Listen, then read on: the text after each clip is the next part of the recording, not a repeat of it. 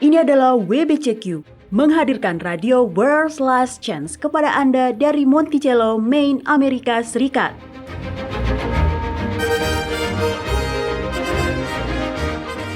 Kejahatan brutal, kerusuhan politik, ketidakstabilan keuangan, semuanya mengarah kepada sebuah krisis yang akan datang, krisis yang belum pernah terjadi sebelumnya. Tetaplah bersama radio World's Last Chance untuk belajar cara Anda dapat bersiap secara rohani menghadapi apa yang berada di depan. Radio WLC mempersiapkan orang untuk menyambut Sang Juru Selamat yang segera kembali.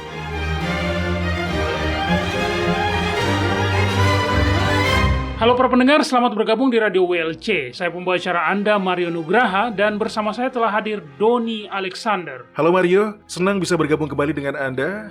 Halo para pendengar, terima kasih telah menjadikan kami bagian dari hari-hari Anda. Nah, jika Anda sudah pernah mendengarkan siaran kami sebelumnya, Anda akan tahu bahwa di WLC, kami lebih suka menggunakan nama pribadi Sang Pencipta sebisa mungkin karena Tuhan dan Allah adalah bukan nama. Keduanya hanyalah gelar-gelar umum. Iya, Paulus sendiri dalam kitab 1 Korintus pasal 8 mengakui bahwa ada banyak Allah dan banyak Tuhan. Dan karena program Radio WLC disiarkan ke seluruh dunia, ke negara-negara yang terkadang beribadah pada Allah lain, maka adalah penting bagi kami untuk mengklarifikasi Allah atau Tuhan mana yang sedang kita bicarakan. Menurut kitab suci, nama Sang Pencipta adalah Yahweh atau Yah.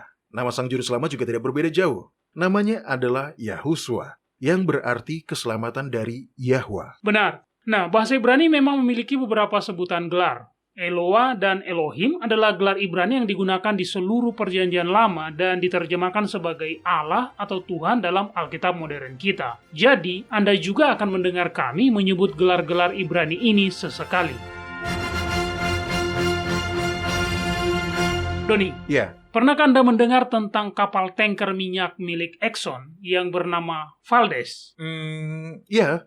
Bukankah itu kapal tanker minyak yang menghantam karang di barat Alaska dan akhirnya menumpahkan hampir 40.000 metrik ton minyak mentah ke dalam laut, ya kan? Iya, itu dia. Kejadian itu terjadi pada tahun 1989. Oh ya, saya ingat mendapat informasi bahwa kaptennya mabuk. Nah, itulah yang perusahaan Exxon sampaikan. Tetapi kapten itu kemudian dibebaskan. Exxon berusaha menjadikan dia sebagai kambing hitam. Ketika saya mempelajari ilmu komunikasi publik di kampus, saya melakukan sebuah studi kasus tentang hal ini dan mimpi buruk yang dialami humas perusahaan tersebut akibat kejadian itu. Saya yakin, itu pasti. Kejadian itu benar-benar sebuah bencana lingkungan. Ya, perusahaan salah menangani kasus ini sehingga berakhir sangat buruk bagi mereka. Mereka melepas tanggung jawab, mereka menyalahkan kapten itu, dan mereka mengerahkan semua upaya mereka untuk mengatakan bahwa ini bukan salah kami. Nah, dalam studi kasus ini, saya membandingkannya dengan mimpi buruk yang juga dihadapi bagian humas sebuah perusahaan obat yang juga berkantor di Amerika Serikat, di mana 7 orang meninggal karena mengkonsumsi acetaminophen yang telah terkontaminasi. Kejadian ini terjadi beberapa tahun sebelumnya, pada tahun 1982.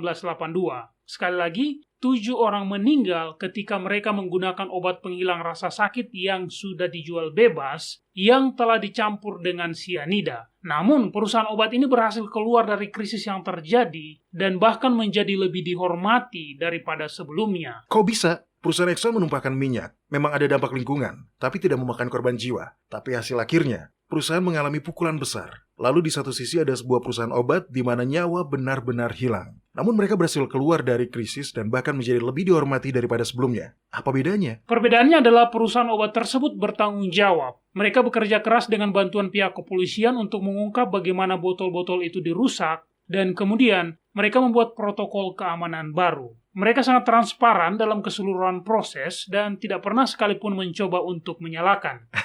Oke, saya sudah mengerti arah pembicaraan Anda, Mario. Inilah saatnya kita bertanggung jawab atas kesalahan yang telah kita perbuat. Benar, Doni. Nah, jika para pendengar sudah sering membaca artikel di website WLC atau sudah mendengarkan episode-episode sebelumnya dari siaran radio kami, maka para pendengar mungkin sudah mengetahui bahwa kami selama ini meyakini bahwa kerajaan 1000 tahun yang akan dimulai pada saat Yahushua datang kembali akan berlangsung di surga. Ada beberapa ayat misalnya seperti yang ada di dalam kitab 1 Tesalonika pasal 4 ayat 17 yang mengatakan bahwa kita yang hidup, yang masih tinggal, saat Tuhan kita datang, akan diangkat bersama-sama dengan mereka, yaitu orang-orang kudus yang telah dibangkitkan, untuk bertemu Yahusua di angkasa. Nah, para pendengar, kami telah menafsirkan bahwa berdasarkan ayat ini, pada saat Yahusua datang, kita semua akan naik ke surga, dan selama 1000 tahun, kita akan ada di sana, dan kemudian akan bersama-sama turun ke bumi yang baru setelah masa 1000 tahun itu telah berakhir. Benar. Tapi ayat itu tidak secara eksplisit berkata seperti itu, ya kan? Ya, dan faktanya, Kitab Suci mengatakan hal yang sebaliknya, Doni. Dan itulah yang saya ingin Anda bicarakan pada hari ini. Dalam ketidaktahuan, kita telah menyebarkan sebuah kesalahan. Sekarang, para pendengar, kami ingin melakukan apa yang bisa kami lakukan untuk memperbaiki kesalahan kami. Begitulah kondisinya sekarang. Kita terus menemukan kebenaran yang baru dan kondisi ini bisa terus terjadi dari masa sekarang hingga akhir dunia. Kita bahkan baru akan mulai menggali dalamnya kebenaran ketika Yahusua telah kembali. Jadi pada masa sekarang, kita masih harus banyak belajar dan terus belajar.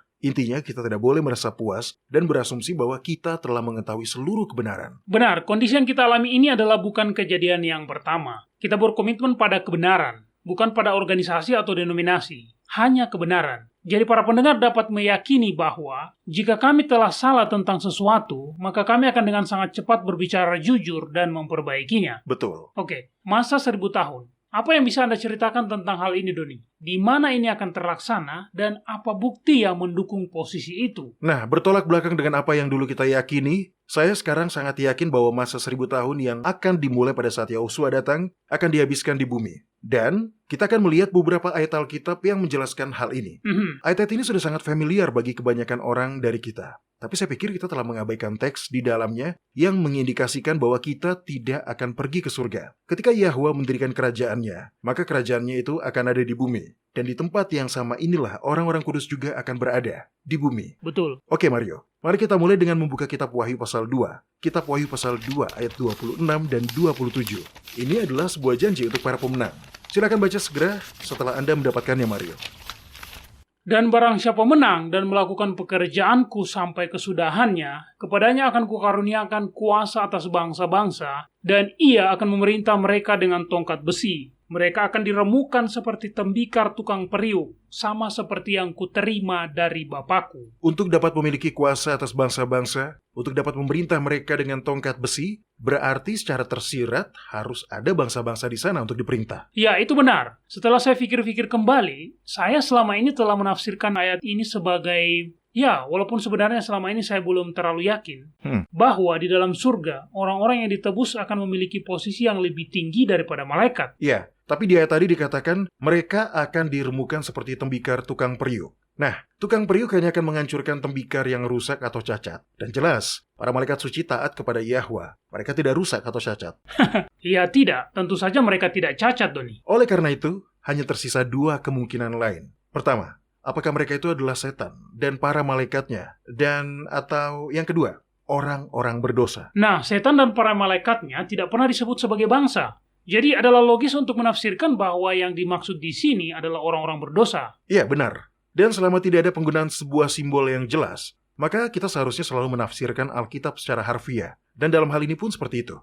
Selanjutnya, karena tidak ada orang berdosa yang akan masuk surga, maka satu-satunya tempat di mana orang-orang kudus dapat memerintah bersamaan dengan kehadiran orang-orang berdosa adalah di bumi. Iya, saya belum pernah benar-benar menyatukan kedua hal itu. Tapi Anda benar, Doni. Nah, bagi sebagian dari para pendengar, bagi orang-orang yang telah menghabiskan banyak waktu di situs web kami, membaca artikel, menonton video, maka penafsiran seperti ini mungkin terdengar sebagai sebuah ide baru. Tapi ketahuilah para pendengar, penafsiran baru ini disupport oleh Kitab Suci. Ya, ini juga merupakan sebuah ide baru bagi saya, Doni. Dan itulah sebabnya saya meminta Doni untuk membicarakannya hari ini. Tapi kita perlu mengingat satu hal.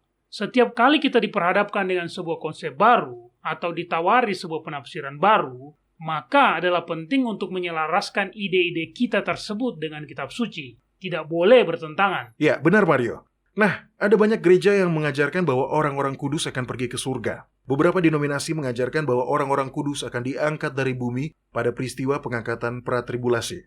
Yang lainnya mengajarkan pengangkatan ke surga pasca tribulasi. Namun, hal yang ingin saya tekankan di sini adalah bahwa masa 1000 tahun tidak dihabiskan di surga. Masa ini akan dihabiskan di bumi.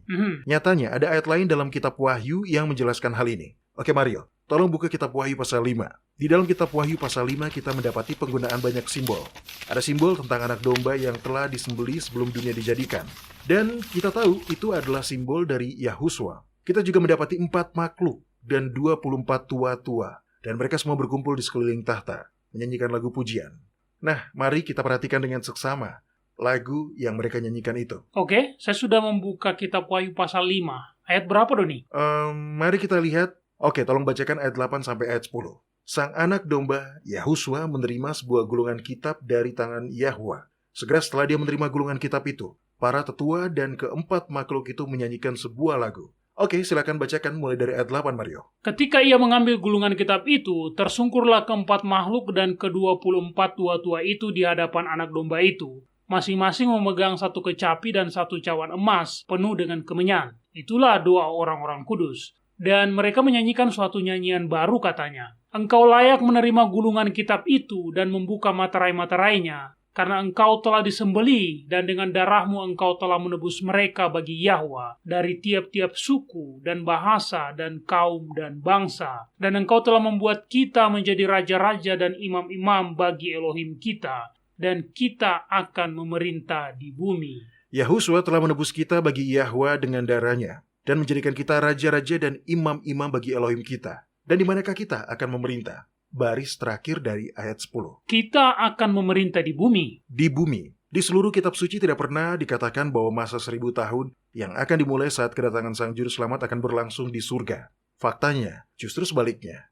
Kitab suci menyatakan bahwa kerajaan Yahwa akan didirikan di bumi. Dan di bumilah orang-orang kudus akan memerintah. Benar, ada ayat lain yang ingin saya bagikan dengan para pendengar kita juga. Sangat menakjubkan menyadari bahwa ketika kita sudah memperbaiki pemahaman kita tentang suatu hal, maka bukti-bukti mulai bermunculan di semua tempat. Oke, kitab Lukas pasal 1 mengatakan hal yang sama ini.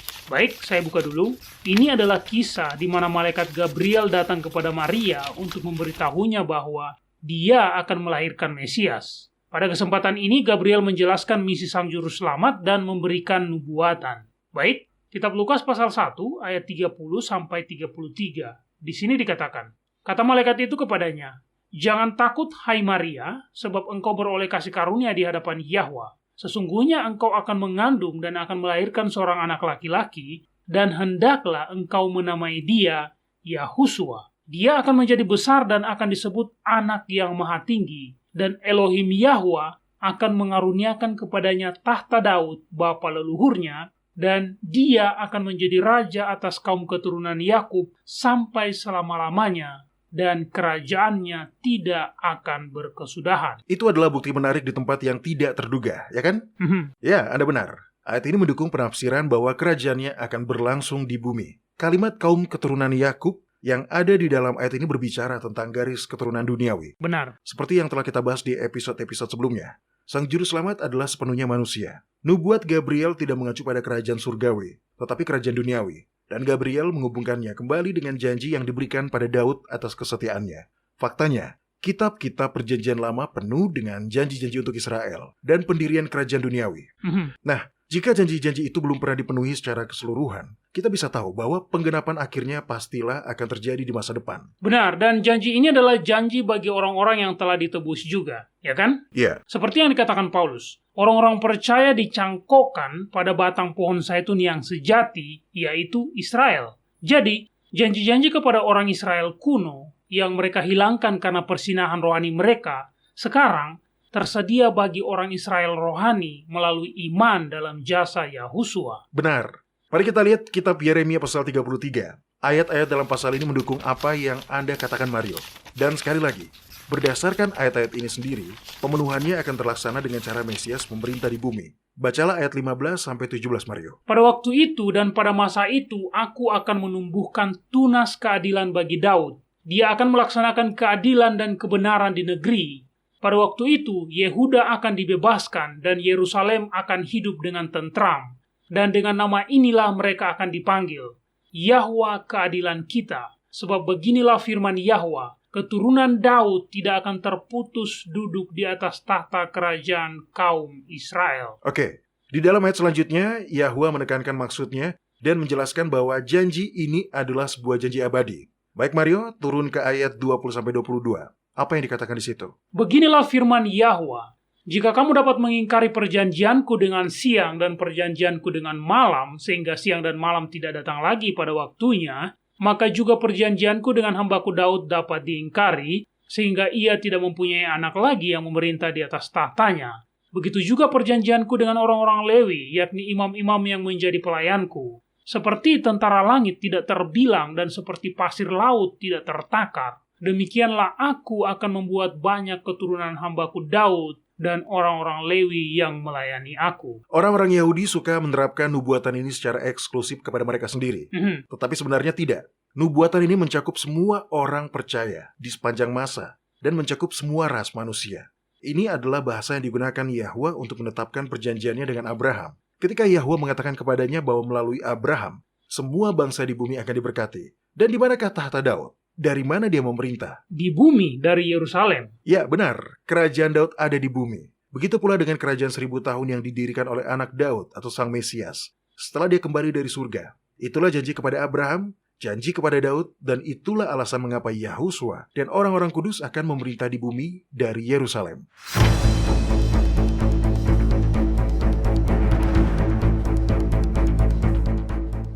Anda mendengarkan radio World's Last Chance di WBCQ yang mengudara pada gelombang 31 meter di frekuensi 9330 kHz. Radio World's Last Chance mempersiapkan orang untuk menyambut Sang Juru Selamat yang segera kembali.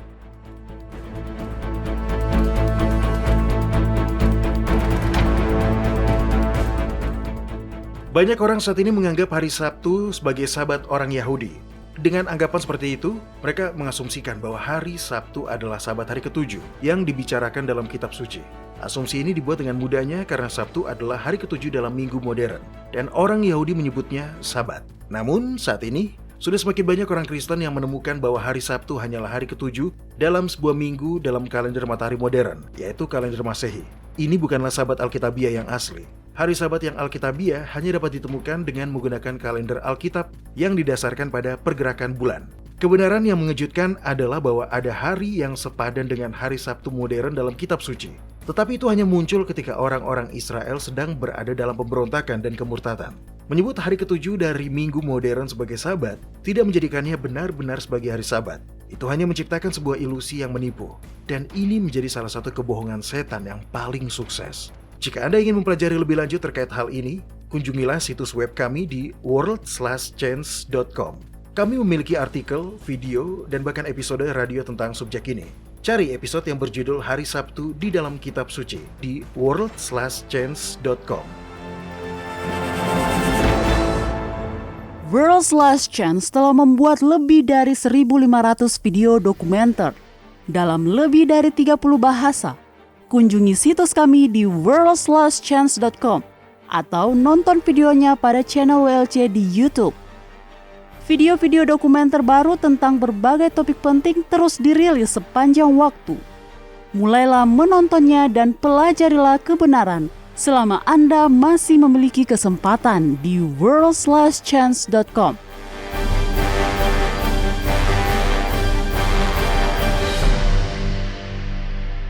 Baik, nah Doni, Ya, gagasan tentang masa 1000 tahun yang akan dimulai pada saat Yahusua kembali yang ternyata akan berlangsung di bumi dan bukan di surga adalah hal baru bagi saya.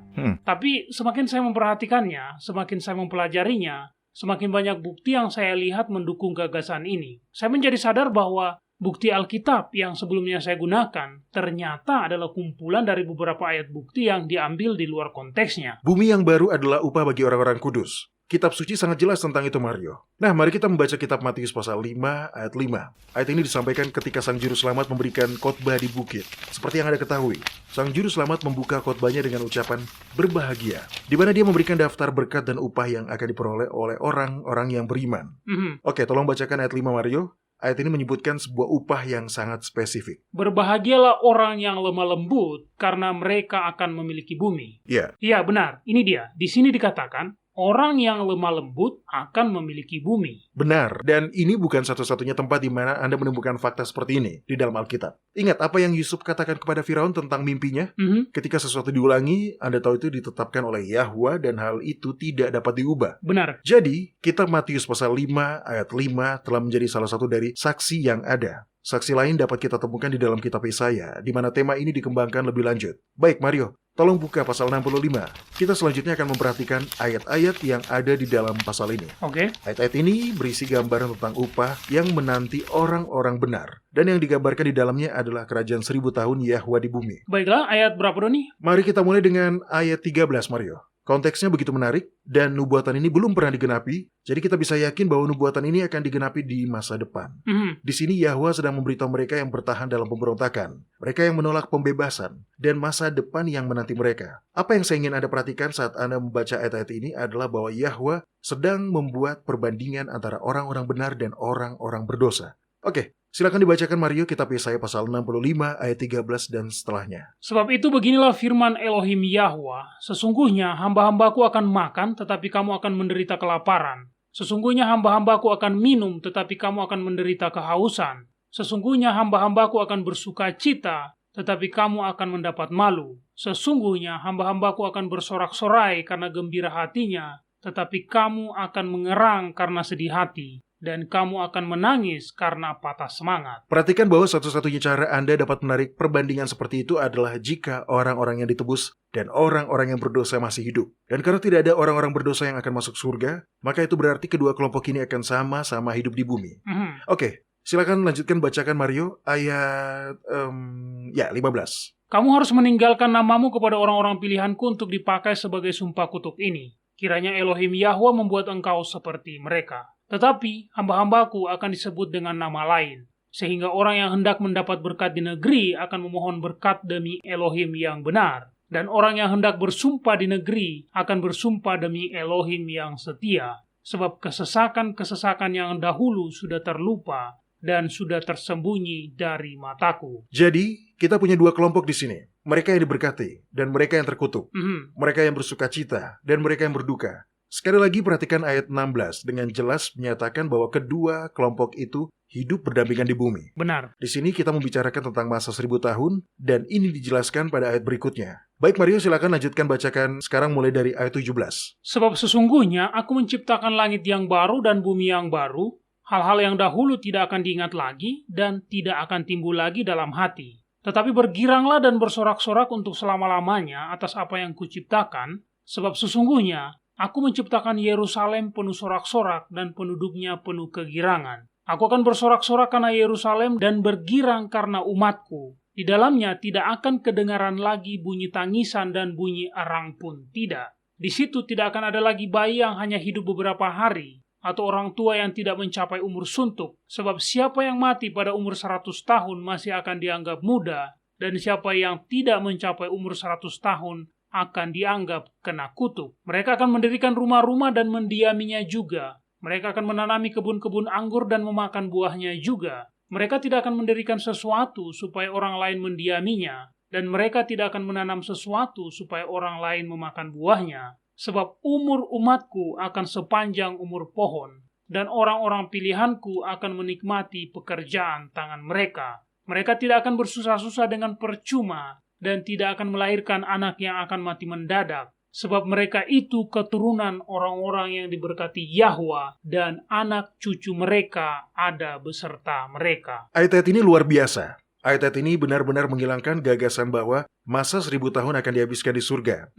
Terlebih lagi, ayat-ayat ini menegaskan bahwa akan ada orang berdosa yang hidup di bumi selama masa 1000 tahun, setelah Sang Juru Selamat kembali. Jadi ini salah satu yang muncul dalam pikiran saya, Doni. Apakah ini berarti bahwa beberapa orang berdosa mungkin masih dapat bertobat? Saya yakin begitu, Mario. Ya. Mengapa? Pertama-tama, karena memperpanjang penderitaan adalah tidak sesuai dengan karakter kasih Yahwa. Dan dari apa yang baru saja kita baca di kitab Yesaya pasal 65 tadi, orang berdosa akan menderita selama periode itu. Yahwa mengizinkan penderitaan untuk satu tujuan dan hanya untuk satu tujuan saja, yaitu untuk membawa orang-orang berdosa menuju pertobatan. Benar. Baik Mario, tandai dulu kitab Yesaya ini, kita akan membukanya kembali nanti. Sekarang tolong buka kitab Peratapan pasal 3. Oke. Ayat-ayat dalam kitab Peratapan ini akan memberi kita gambaran sekilas tentang karakter Yahwa dan apa motifnya saat mengizinkan penderitaan terjadi. Kitab Peratapan pasal 3 ayat 31 sampai 36. Karena tidak untuk selama-lamanya Yahwa mengucilkan. Karena walau ia mendatangkan susah, ia juga menyayangi menurut kebesaran kasih setianya. Karena tidak dengan rela hati ia menindas dan merisaukan anak-anak manusia. Kalau tawanan-tawanan terinjak-injak di dunia, kalau hak orang dibelokkan di hadapan Yang Maha Tinggi, atau orang diperlakukan tidak adil dalam perkaranya, maka Yahwa tidak akan membiarkannya. Jadi Doni, apakah Anda mengatakan bahwa semua orang pada akhirnya akan diselamatkan? Tidak semuanya. Kitab Wahyu telah mencatat dengan sangat jelas bahwa sejumlah orang tidak akan selamat. Mereka akan menggunakan hak kebebasan memilih yang mereka punya, yang diberikan oleh Yahwa, dan mereka akan memilih untuk melanjutkan pemberontakan. Tetapi, di sini saya ingin berkata bahwa Yahwa akan menyelamatkan sebanyak mungkin orang. Baiklah Mario, mari kita kembali ke kitab Yesaya pada pasal selanjutnya. Tolong buka kitab Yesaya pasal 66. Ayat 18 mengatakan, Aku mengenal segala perbuatan dan rancangan mereka, dan aku datang untuk mengumpulkan segala bangsa dari semua bahasa. Dan mereka itu akan datang dan melihat kemuliaanku. Nah, Mario dan para pendengar, hal ini belum terjadi. Bukankah ini mengacu pada waktu kembalinya Yahusua? Bukan. Karena dalam konteksnya, ingat, ini terjadi setelah dia membuat langit yang baru dan bumi yang baru. Oke, sekarang baca mulai dari ayat 19. Ini adalah ayat yang menarik karena ayat ini memberi kita sekilas pandang bagaimana bentuk kehidupan selama 1000 tahun di bumi yang baru diciptakan itu. Supaya mereka memberitakan kemuliaanku di antara bangsa-bangsa. Mereka itu akan membawa semua saudaramu dari antara segala bangsa ke atas gunungku yang kudus, ke Yerusalem, firman Yahwa. Sama seperti orang Israel membawa korban dalam wadah yang tahir ke dalam rumah Yahwa. Juga dari antara mereka akan kuambil imam-imam dan orang-orang Lewi, firman Yahwa. Kalimat di antara bangsa-bangsa yang ditulis di sini adalah simbol dari mereka yang belum menerima anugerah keselamatan. Nah, perhatikan ini. Jika memang mereka sudah tidak memiliki harapan atau sudah tidak memiliki kesempatan lagi untuk diselamatkan, maka kebenaran Yahwa tidak perlu lagi diberitakan kepada mereka. Itu benar, dan terus terang saya belum pernah benar-benar berpikir dan mendapatkan pemahaman sejauh itu, Doni. Ya, awalnya saya pun begitu, Mario. Saya baru memahaminya ketika saya sudah benar-benar membaca ayat-ayat ini sesuai konteksnya. Oke, tolong buka kitab Zakaria pasal 14. Ini adalah bagian lain yang mengungkapkan kehidupan di bumi baru selama masa 1000 tahun. Ini dimulai dengan deskripsi kembalinya Yahusua dan berlanjut dari sana. Kita tidak punya cukup waktu untuk membaca seluruh pasal, tapi pasti layak dibaca. Jadi, semuanya, ingat saja Zakaria 14. Ayat-ayat dari pasal ini memberikan perspektif yang menarik tentang kembalinya Yahusua dan masa 1000 tahun. Silakan baca mulai dari ayat 1 Mario. Sesungguhnya akan datang hari yang ditetapkan Yahwa, maka jarahanmu yang dirampas akan dibagi-bagi di tengah-tengahmu. Aku akan mengumpulkan segala bangsa untuk memerangi Yerusalem. Kota itu akan direbut, rumah-rumah akan dirampoki, dan perempuan-perempuan akan ditiduri. Ini adalah perang Armageddon. Silakan baca selanjutnya, Yahwa menang. Kemudian Yahwa akan maju, berperang melawan bangsa-bangsa itu seperti ia berperang pada hari pertempuran. Pada waktu itu, kakinya akan berjejak di Bukit Zaitun yang terletak di depan Yerusalem di sebelah timur. Bukit Zaitun itu akan terbelah dua dari timur ke barat, sehingga terjadi suatu lembah yang sangat besar. Ini mempersiapkan tempat untuk menerima turunnya Yerusalem baru, sebagaimana yang dijelaskan oleh Yohanes dalam kitab Wahyu pasal 21. Benar, dan ini sangat menarik, Doni. Selama ini saya berpikir bahwa turunnya Yerusalem baru itu akan terjadi pada akhir masa 1000 tahun. Oke, tunggu, saya ingin membaca kitab Wahyu pasal 21. Nah, di ayat 1 dan ayat 2 dikatakan, Lalu aku melihat langit yang baru dan bumi yang baru, sebab langit yang pertama dan bumi yang pertama telah berlalu, dan laut pun tidak ada lagi. Dan aku melihat kota yang kudus, Yerusalem yang baru, turun dari sorga, dari Yahwa, yang berhias bagaikan pengantin perempuan yang berdandan untuk suaminya. Nah, sekali lagi, saya selalu berpikir peristiwa ini akan terjadi di akhir masa 1000 tahun, tetapi ketika Anda menyatukannya dengan kitab Yesaya pasal 65 dan 66, dan kitab Zakaria pasal 14, maka menjadi jelas bahwa peristiwa itu akan terjadi pada awal masa 1000 tahun. Ya, benar. Dan memang tidak ada orang berdosa yang akan memasuki kota itu. Namun kota ini akan berfungsi sebagai ibu kota dari bumi baru yang dicipta ulang itu. Baik, saya berharap kita masih punya waktu untuk membaca ayat-ayat yang lain Mario, tolong lanjut bacakan kitab Zakaria tadi di ayat 8. Para pendengar, sekali lagi ini dari kitab Zakaria pasal 14. Pada waktu itu akan mengalir air kehidupan dari Yerusalem,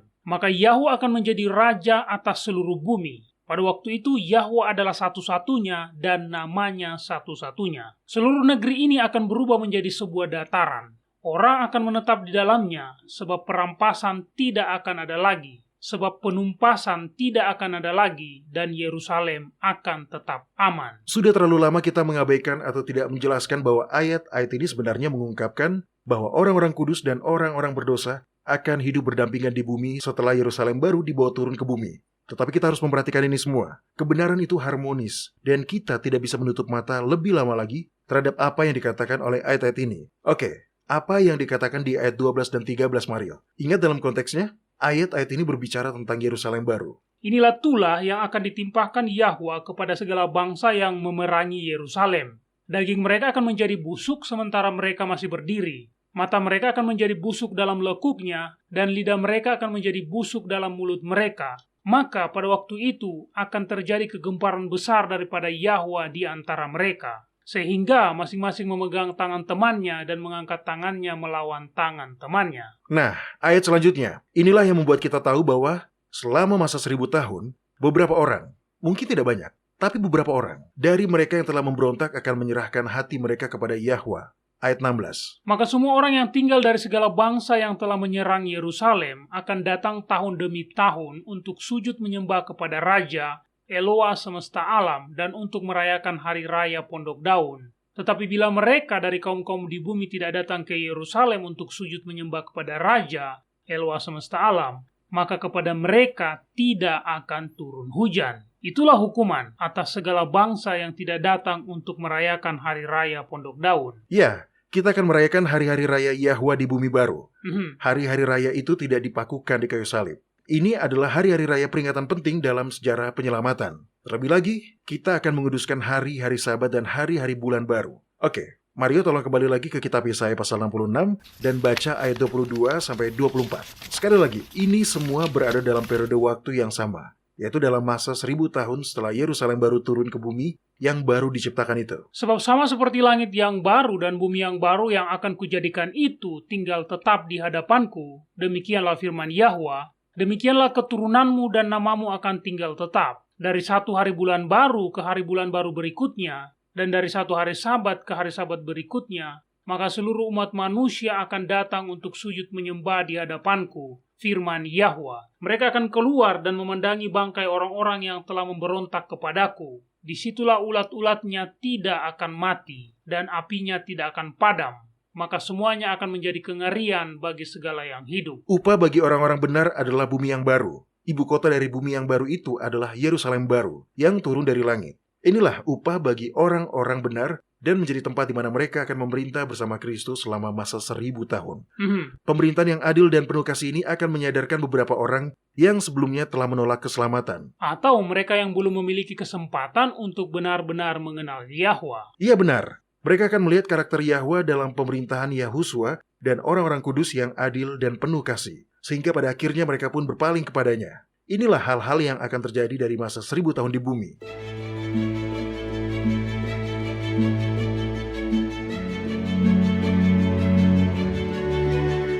Anda mendengarkan radio World's Last Chance di WBCQ yang mengudara pada gelombang 31 meter di frekuensi 9330 kHz. Radio World's Last Chance mempersiapkan orang untuk menyambut Sang Juru Selamat yang segera kembali.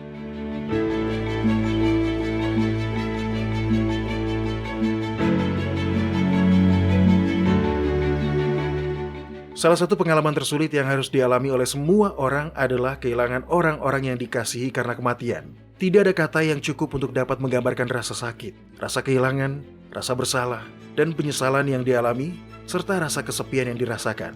Lebih jauh, kondisi ini akan semakin parah karena ketidakpastian yang dirasakan oleh sebagian besar orang. Karena mereka tidak mengetahui apa yang akan terjadi sesudah kematian itu. Orang-orang yang lain akan larut dalam kekhawatiran bahwa orang-orang yang mereka kasihi sedang melayang-layang di dekat mereka dan sedang menonton apa yang mereka sedang lakukan. Namun, Yahwa tidak membiarkan kita dalam ketidaktahuan tentang apa yang terjadi pada saat kematian. Dan kebenaran ini sangat menghibur. Jika Anda tertarik untuk mempelajari apa yang diajarkan Alkitab tentang kematian, tontonlah video yang berjudul Beristirahat dalam Damai di world/chance.com atau carilah videonya di YouTube. Sekali lagi, carilah video yang berjudul Beristirahat dalam Damai di world/chance.com.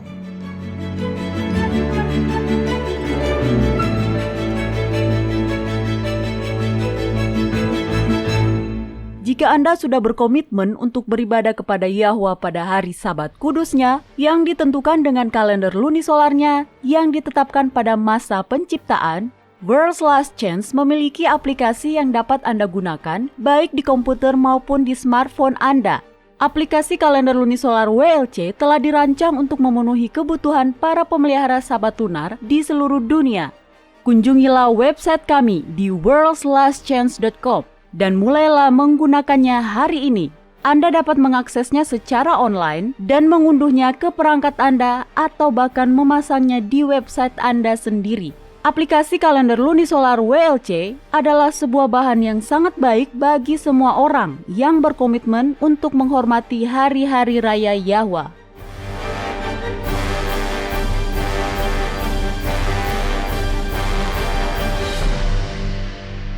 Oke Mario, datang dari mana pertanyaan yang kita dapatkan dalam kotak surat harian kita pada hari ini? Honduras, tepatnya di Coluteca, Honduras. Tahukah Anda bahwa Honduras memiliki terumbu karang terbanyak di dunia? Betulkah? Iya, Honduras berada di urutan kedua setelah Australia untuk jumlah terumbu karang terbanyak di lepas pantainya. Wow, dan tentu saja Australia terbanyak karena negara ini adalah sebuah benua, Doni. Iya, benar. Itu luar biasa. Jadi Mario, apa pertanyaan hari ini? Mari kita lihat. Nelson Murillo menulis, saya sangat diberkati dengan video-video dan episode-episode radio Anda di YouTube. Saya ingin mempelajari lebih lanjut tentang hati nurani. Apa itu dan bagaimana saya bisa menjaga hati nurani yang bersih di hadapan Yahwa? Bagaimana saya bisa membedakan antara hati nurani saya dengan pikiran batin saya sendiri? Hati nurani Anda adalah salah satu pemberian terbesar Yahwa dalam kehidupan kita secara pribadi. Dengan cara inilah dia berkomunikasi dengan kita masing-masing sebagai individu. Beberapa orang menyebutnya naluri batin atau indera keenam. Alkitab menyebutnya sebagai suara kecil yang lembut. Satu hal yang disepakati oleh semua orang adalah bahwa hal itu tidak akan pernah menyesatkan Anda. Anda selalu bisa mempercayainya. Nah, bagaimana Anda bisa mengatakan bahwa itu benar-benar adalah sebuah suara kecil yang lembut dan bukan hanya sebuah pikiran batin Anda sendiri? Hati nurani Anda selalu mengacu pada apa yang murni, yang benar, suci, dan yang baik. Hati nurani Anda tidak akan pernah mendorong Anda untuk melakukan apa yang salah. Hati nurani Anda hanya akan menuntun Anda untuk melakukan hal-hal yang benar. Oke, cukup menarik bagi saya bahwa Anda mengkategorikan naluri batin seseorang sebagai hal yang sama dengan suara kecil yang lembut. Mengapa, Mario? Entahlah, Doni. Saya kira itu karena saya melihat suara kecil yang lembut ini sebagai sebuah suara lembut yang mempengaruhi keputusan kita dalam masalah moral atau rohani. Sementara naluri kita lebih pada masalah duniawi yang akan memperingatkan Anda pada bahaya atau semacamnya. Iya, saya melihatnya dalam terang yang sama, Mario. Baik, coba pikirkan sejenak. Apa keinginan terbesar Yahwa bagi kita masing-masing?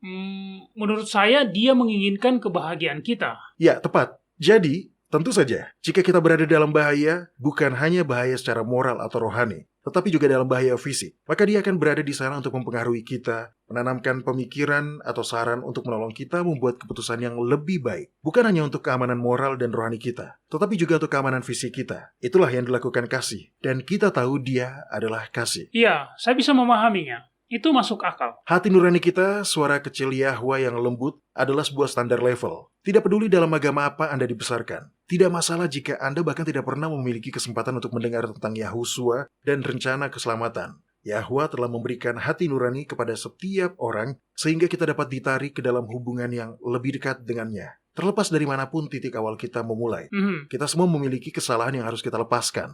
Kita semua memiliki kebenaran yang harus kita dalami. Hati nurani inilah yang akan menuntun kita jika kita membiasakan diri untuk mendengar dan mematuhinya. Dan itulah masalahnya, ya kan? Betul. Seandainya saja kita mau benar-benar mendengarkan dan mematuhinya, di dunia saat ini ada begitu banyak pengaruh luar yang sebagian besar cenderung membujuk kita untuk melupakan Yahwa dan melupakan realitas kekal kita. Ini hampir menjadi seperti pemrograman yang mempengaruhi nilai-nilai moral kita, bahkan hal-hal yang kita suka dan yang kita tidak sukai. Ya, benar. Film-film, hiburan, permainan-permainan yang berbau kekerasan, musik-musik, semua ini memprogram pikiran kita. Inilah mengapa adalah sangat penting bagi kita untuk sangat berhati-hati dengan apa yang kita masukkan ke dalam pikiran kita. Jika kita memberi makan pikiran kita dengan menu-menu dari film-film dan game-game berbau kekerasan, jika kita mendengarkan musik-musik yang menonjolkan seks dan kekerasan, itu menjadi sesuatu yang normal bagi kita. Ya, dan itu akan menjadi hati nurani yang palsu. Ya, tepat. Dan kita perlu waspada terhadap hal-hal itu karena dunia sedang berupaya untuk menenggelamkan suara Yahwa. Dan semua hal-hal tadi mengaburkan hati nurani.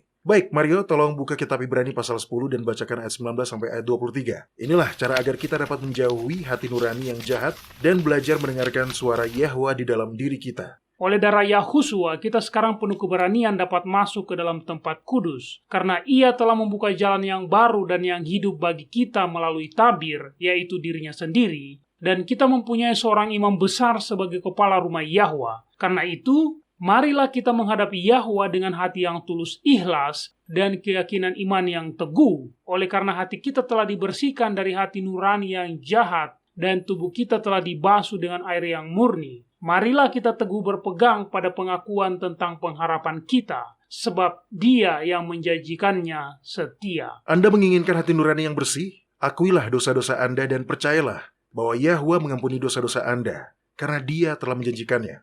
Anda ingin belajar mendengarkan suara kecil yang lembut itu? Maka mulailah dengan membiasakan diri untuk mematuhi dorongan lembut dari roh Yahwa. Semakin sering Anda melakukannya, maka semakin jelas pula Anda dapat melihat bimbingan Roh Kudus. Baik, Doni. Lalu apa yang dapat kita lakukan jika hati nurani kita sudah keras? Iya, adalah sangat mudah untuk mengeraskannya. Kita hanya perlu mengabaikan dorongan roh Yahwa, mendengarkan lebih banyak pengaruh duniawi, dan dengan segera Anda akan memiliki hati nurani yang keras. Iya, begitulah. Sangat mudah.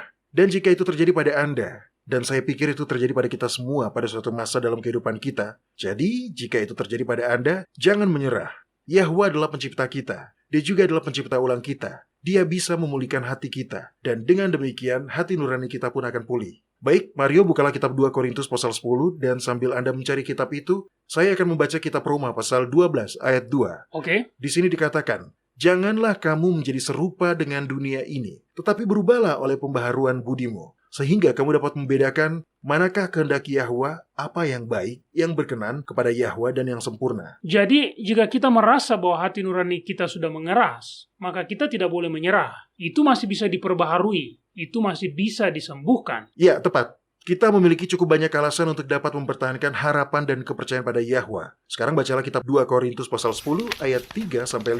Apa yang dikatakan di situ, Maria? Memang kami masih hidup di dunia, tetapi kami tidak berjuang secara duniawi, karena senjata kami dalam perjuangan bukanlah senjata duniawi, melainkan senjata yang diperlengkapi dengan kuasa Yahwa, yang sanggup untuk meruntuhkan benteng-benteng. Kami mematahkan setiap siasat orang dan merubuhkan setiap kubu yang dibangun oleh keangkuhan manusia untuk menentang pengenalan akan Yahwa. Kami menawan segala pikiran dan menaklukkannya kepada Kristus. Sekali lagi, tidak ada alasan untuk takut. Bahkan jika hati Anda sudah mengeras, kita tidak bisa menyelamatkan diri kita sendiri. Yahwa adalah juru selamat kita dan apapun yang kita butuhkan, termasuk hati nurani yang diperbarui dan dilembutkan. Dia mampu dan bersedia menyediakan kebutuhan kita. Kita hanya perlu memintanya dan mengulurkan tangan iman untuk menerima anugerah yang telah Dia janjikan. Ya, dan ini mengingatkan saya akan sebuah undangan dalam kitab Yeremia pasal 3 ayat 22, di mana Yahwa mengatakan, "Kembalilah hai anak-anak yang murtad, aku akan menyembuhkan engkau dari murtadmu." Ketika kita berserah diri kepada Yahwa, ketika kita memberikan hidup kita kepadanya, maka Dia mulai menciptakan kembali pikiran dan hati kita. Saat Dia melakukan ini, hal-hal yang dulu kita anggap menyenangkan akan menjadi tidak lagi menarik bagi kita. Ketika Dia menuliskan hukumnya di hati kita, maka kita akan menemukan bahwa hal-hal duniawi yang dulu kita dambakan sekarang tidak lagi menyenangkan. Semakin kita memilih untuk berserah diri, semakin dalam keinginan kita untuk terus berserah. Jalur saraf baru akan terbentuk di dalam pikiran kita. Kebiasaan berpikir dan perilaku yang baru kemudian akan menjadi mapan dan kita pun akan mencerminkan citra ilahi. Ya, itu akan menjadi momen yang sangat indah. Nah, saya jadi teringat dengan sebuah perkataan Yahusua. Perkataan ini adalah salah satu dari kecaman terhadap orang-orang Farisi. Tunggu sebentar, saya cari dulu. Nah, di sini dia sedang menunjukkan perbedaan antara kehidupan beragama hanya demi tampilan luar dan kehidupan beragama yang berdampak sampai ke dalam hati.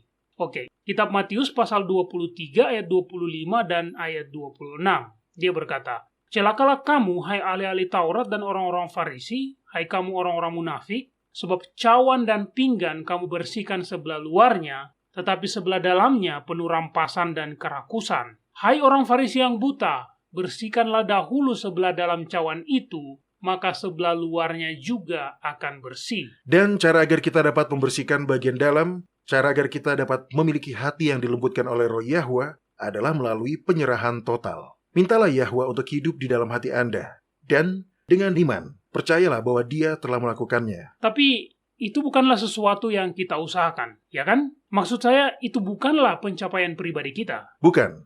Kita tidak memiliki andil dalam proses penciptaan kita dan demikian pun dalam proses penciptaan ulang kita. Bagian kita selalu hanyalah memilih. Mintalah hadiah dicipta ulang dan terimalah itu dengan iman. Amin. Para pendengar, kita tidak akan pernah bisa mendapatkan keselamatan melalui usaha kita sendiri. Baiklah, sekian waktu kita untuk menjawab pertanyaan pada episode hari ini. Namun para pendengar dapat terus mengirim pertanyaan dan komentar kepada kami. Kunjungi situs web kami di worldslastchance.com dan klik hubungi kami. Kami selalu senang mendengar dari para pendengar kami.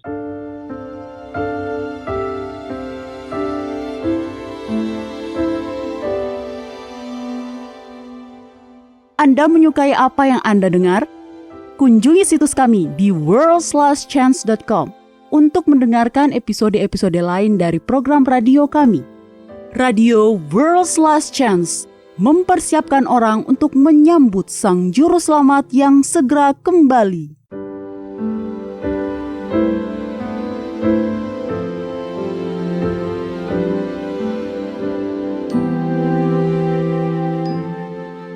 Ini adalah janji harian Anda dari firman Yahwa. David Nukir duduk tegak di tempat tidur, terjaga dan waspada. Sekilas dia melihat jam dan dia tahu bahwa dia baru setengah jam berada di atas tempat tidurnya. Dia kelelahan, namun hal apa yang membuat dia bisa terbangun tiba-tiba?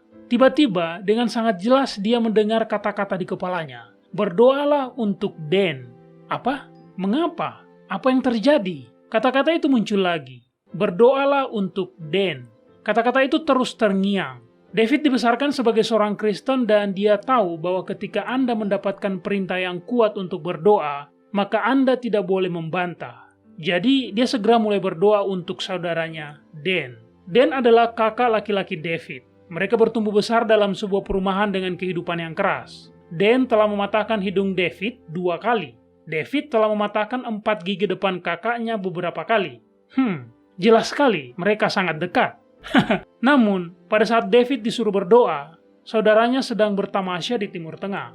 David tidak mendengar kabar dari Dan dalam seminggu terakhir, tetapi dia tidak khawatir. Dengan tinggi hampir 2 meter dan berat badan hampir 100 kg, Dan adalah orang yang besar. David yakin dia bisa menjaga dirinya sendiri, tetapi karena desakan yang terus-menerus untuk mendoakan saudaranya, dia pun menjadi khawatir sekarang. Keesokan paginya, dia menelpon orang tuanya. Dan ibunya bertanya, "David, apakah kamu mendengar kabar dari Dan?"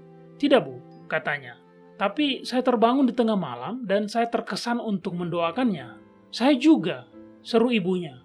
"Saya baru saja berbicara dengan saudara perempuanmu dan dia juga mendapatkan pengalaman yang sama." Kebetulan yang aneh itu jelas membuat khawatir seluruh keluarga itu, terutama ketika mereka juga tidak dapat menghubungi Dan melalui teleponnya. Namun mereka memilih untuk percaya bahwa Elohim yang sama yang telah membangunkan mereka untuk berdoa bagi orang yang mereka kasihi juga akan menjaganya tetap aman. Beberapa jam kemudian, David menerima email dari saudaranya dan semuanya pun terungkap. Dan berada di Israel. Dia kehabisan uang, jadi pada malam sebelumnya dia memutuskan untuk tidur di sebuah bangku di taman umum. Beberapa saat sebelum pagi, saat hari masih gelap, Dan tiba-tiba terbangun oleh suara paling menakutkan yang pernah dia dengar. Seekor anjing menggeram dengan kejam dan menggonggong tepat di bangku tempat dia berbaring. Dan yakin bahwa dia akan diserang oleh seekor anjing gila dan dia pun berjuang mati-matian untuk melepaskan diri dari kungkungan kantong tidurnya. Dia jatuh ke tanah. Dan yakin anjing itu akan menyerangnya, namun kemudian dia melihat bahwa fokus anjing itu bukanlah padanya, tapi pada seekor ayam yang sedang bersembunyi di bawah bangku yang dia tempati. Dia mencoba mengusir kedua binatang itu, tetapi keduanya tidak bergeming. Akhirnya, dalam kondisi kedinginan, kelelahan, dan merasa aneh, Dan mengumpulkan barang-barangnya dan pindah ke sebuah meja piknik pada sebuah taman yang berjarak cukup jauh dari tempat dia berbaring sebelumnya. Dia terbangun beberapa jam kemudian saat sinar matahari sudah menyilaukan wajahnya. Itu adalah sebuah malam yang berat. Dan kemudian mengeluarkan peta untuk memutuskan kemana dia akan pergi pada hari itu, ketika tiba-tiba dia jatuh terlempar ke tanah karena sebuah ledakan besar yang terjadi. Dia mengangkat kepalanya. Dia sedikit pusing. Sebuah bus di jalan sedang terbakar. Tepat di samping bus yang terbakar itu, terlihat tumpukan besi dan beton yang terhampar. Itu adalah sisa-sisa bangku yang telah Dan tiduri beberapa jam sebelumnya. Jadi, seandainya bukan karena seekor anjing dan seekor ayam, Dan akan hancur berkeping-keping bersama dengan bangku itu. Para pendengar, Kitab Mazmur pasal 4 ayat 8 mengatakan, "Dengan tentram aku mau membaringkan diri lalu segera tidur, sebab hanya Engkaulah ya Yahwa yang membiarkan aku diam dengan aman." Kepada kita telah diberikan janji-janji yang besar dan berharga, majulah dan mulailah mengaminkannya.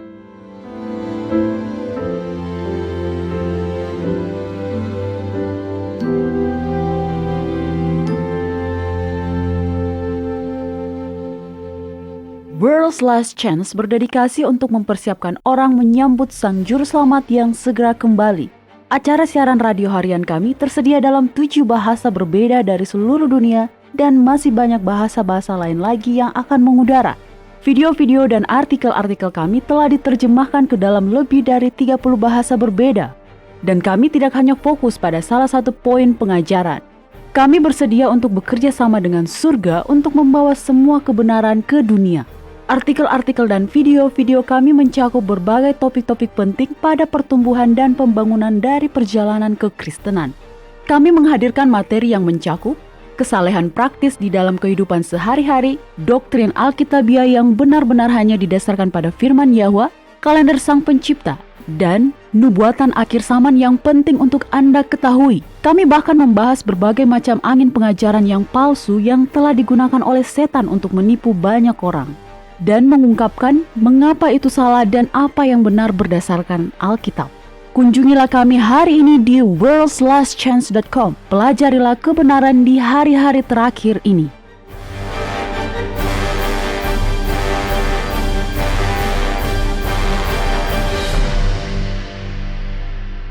Baik, Doni dan para pendengar, saat mempelajari pemahaman yang baru ini, satu pasal yang sangat menonjol bagi saya adalah berasal dari kitab Daniel pasal 2 dan patung yang ada di dalam mimpi Nebukadnezar. Anda ingat, Doni? Ada sebuah batu meluncur jatuh, yang jatuh bukan karena perbuatan tangan manusia. Batu itu menggelinding dan menghantam kaki dari patung itu, sehingga patung itu hancur. Kita tahu patung tersebut mewakili berbagai kekuatan dunia yang telah berperang melawan Yahwa. Batu itu melambangkan waktu kembalinya Yahusua. Kemudian, dalam kitab Daniel pasal 2 ayat 35 dikatakan bahwa batu yang menimpa patung itu tumbuh menjadi sebuah gunung besar yang memenuhi seluruh bumi. Jadi, itu memenuhi seluruh bumi. Doni dan para pendengar, disinilah kerajaan Yahwa akan didirikan, bukan di surga, tapi di bumi. Ya, tepat Mario. Dan faktanya, Daniel membenarkan hal itu dalam tafsiran mimpi itu. Oke, tolong bacakan kitab Daniel pasal 2 ayat 44. Apa yang dikatakan di situ? Tetapi pada zaman raja-raja, Eloa semesta langit akan mendirikan suatu kerajaan yang tidak akan binasa sampai selama-lamanya, dan kekuasaan tidak akan beralih lagi kepada bangsa lain. Kerajaan itu akan meremukkan segala kerajaan dan menghabisinya, tetapi kerajaan itu sendiri akan tetap untuk selama-lamanya. Tepat setelah kehancuran segala kerajaan lain itulah, Yahwa mendirikan kerajaannya. Jadi bukan nanti setelah 1000 tahun kemudian, setelah kerajaan 1000 tahun berlalu di surga. Bukan. Di ayat itu dikatakan, pada zaman raja-raja itu, Eloa semesta langit akan mendirikan kerajaannya yang tidak akan binasa. Tidak ada nubuatan yang mengatakan bahwa orang-orang kudus akan pergi ke surga bersama Yahusua. Benar. Sebaliknya, fokus dari semua nubuatan ini adalah pembentukan kerajaan Yahwa di bumi. Oke Mario, sebagai penutup, tolong Anda bacakan 3 ayat pertama dari kitab Yohanes pasal 14. Oke. Buka dan bacakan kitab Yohanes pasal 14 ayat 1 sampai ayat 3. Ini adalah ayat-ayat lain yang sebelumnya telah kita salah tafsirkan Mario. Tetapi penafsiran yang sebenarnya bahkan lebih indah dari apa yang telah kita asumsikan selama ini. Janganlah gelisah hatimu, percayalah kepada Yahwa, percaya jugalah kepadaku. Di rumah Bapakku banyak rumah-rumah besar. Jika tidak demikian, tentu aku mengatakannya kepadamu. Sebab aku pergi ke situ untuk menyediakan tempat bagimu. Dan apabila aku telah pergi ke situ dan telah menyediakan tempat bagimu, aku akan datang kembali dan membawa kamu ke tempatku, supaya di tempat di mana aku berada, kamu pun berada. Kata yang di sini diterjemahkan rumah-rumah besar adalah tempat tinggal, kamar-kamar. Kita akan diberikan kamar-kamar di istana kerajaan itu. Dan istana kerajaan itu tentu saja berada di Yerusalem baru yang diturunkan dari langit pada awal dari masa 1000 tahun. Ini adalah upah bagi orang-orang kudus dan di tempat itulah mereka akan memerintah bersama Kristus selama 1000 tahun, dimulai dari saat dia kembali ke bumi. Sungguh, itu adalah upah yang indah bagi umat yang setia. Ya, Dan terus terang, kebenaran selalu lebih baik jika dibandingkan dengan asumsi-asumsi yang salah. Nah, saya teringat dengan perkataan Paulus dalam surat pertamanya kepada jemaat di Korintus. Perkataan ini selalu menggelitik imajinasi saya karena pada dasarnya dia mengatakan bahwa hadiahnya sangat bagus hingga kita sendiri tidak dapat membayangkannya. Oke, ini dia. Dengarkan ini. Perkataan ini berasal dari kitab 1 Korintus pasal 2 ayat 9 dan 10. Di sini dikatakan, apa yang tidak pernah dilihat oleh mata dan yang tidak pernah didengar oleh telinga dan yang tidak pernah timbul dalam hati manusia, itulah yang disediakan Yahwa untuk mereka yang mengasihi Dia. Karena kepada kita, Yahwa telah menyatakannya oleh Roh, sebab Roh menyelidiki segala sesuatu, bahkan hal-hal yang tersembunyi dalam diri Yahwa. akan ada waktu-waktu yang berbahaya antara sekarang dan akhir dunia. Akan ada masa-masa yang menakutkan. Saat-saat kebingungan di mana kita akan membutuhkan ketergantungan total dan sepenuhnya pada Yahwa agar kita dapat melewatinya. Tapi terpujilah Yahwa, Dia yang telah berjanji adalah setia. Dia telah memberi kita banyak janji agar kita bisa melewatinya. Salah satu janji yang menjadi semakin berarti bagi saya berasal dari kitab Yakobus pasal 1 ayat 5 dan 6. Di sini dikatakan, tetapi apabila di antara kamu ada yang kekurangan hikmat, hendaklah ia memintakannya kepada Yahwa, yang memberikan kepada semua orang dengan murah hati dan dengan tidak membangkit-bangkit, maka hal itu akan diberikan kepadanya. Hendaklah dia memintanya dalam iman dan sama sekali jangan bimbang, sebab orang yang bimbang sama dengan gelombang laut yang diombang-ambingkan kian kemari oleh angin. Nah, Doni dan para pendengar, ini berarti bahwa jika Anda diperhadapkan pada situasi yang tidak Anda ketahui bagaimana solusinya, Anda dapat meminta pertolongan Yahwa. Tetapi lebih dari itu, mengingat hal-hal yang akan terjadi pada hari-hari mendatang, Kitab Wahyu pasal 8 dan 9 menggambarkan serangkaian peristiwa yang sangat mengerikan yang akan terjadi antara sekarang dan akhir dunia. Dari definisinya sendiri, kekacauan itu berarti membingungkan. Dalam semua hal itu, kita bisa datang kepada Yahwa. Dan datang pada Yahwa untuk mendapatkan hikmat dimulai dari sekarang. Kita semua mewarisi teologi yang salah. Kita semua telah diajarkan doktrin yang salah. Tetapi jika kita datang kepada Bapa dan meminta hikmat kepadanya, jika kita meminta Dia untuk memimpin kita ke dalam semua kebenaran, maka Dia akan melakukannya. Mintalah Dia untuk memberi Anda pikiran yang terbuka saat Anda sedang belajar, dan Dia akan melakukannya. Mintalah Dia untuk memberi Anda kemampuan untuk memahami hal-hal yang rohani, dan Dia akan melakukannya. Apapun yang kita butuhkan, akan Dia berikan pada kita. Dan jika kita melakukan hal-hal itu sekarang, maka ketika di hari-hari mendatang, ketika kita dikelilingi oleh tipuan-tipuan setan, ketika malaikat setan datang dan menyamar sebagai alien yang menyerang bumi, ketika setan sendiri menyamar sebagai Yahuswa yang datang kembali, ya itu juga, maka pada saat-saat itu kita tidak perlu takut. Kita bisa datang kepada Yahwa untuk mendapatkan hikmat, bimbingan, perlindungan, baik secara fisik maupun secara rohani, dan kita tahu bahwa Dia tidak akan pernah meninggalkan miliknya. Baik para pendengar, waktu kita sudah habis untuk hari ini, tetapi kami sangat berharap Anda dapat bergabung dengan kami kembali besok. Sampai jumpa dan ingat, Yahwa mengasihi Anda dan Dia aman untuk dipercaya.